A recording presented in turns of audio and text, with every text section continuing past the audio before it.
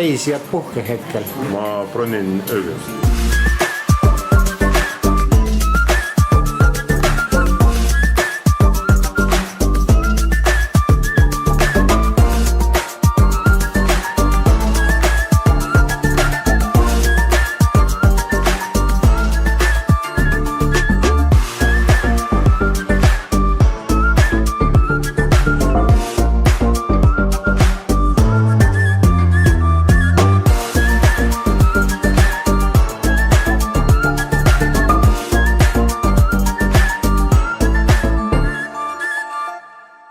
On olnud ungarlaste Transilvaania kuningriigi käes, tatarlased, venelased rüüstanud.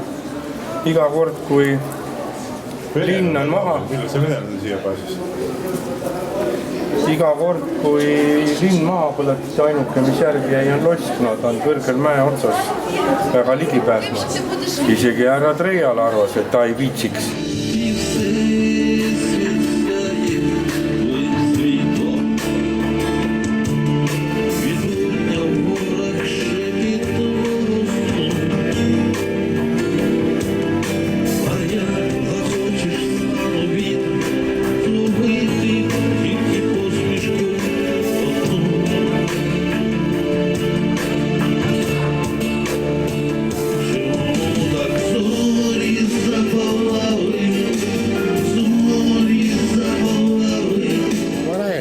Eestlased uskonnulis.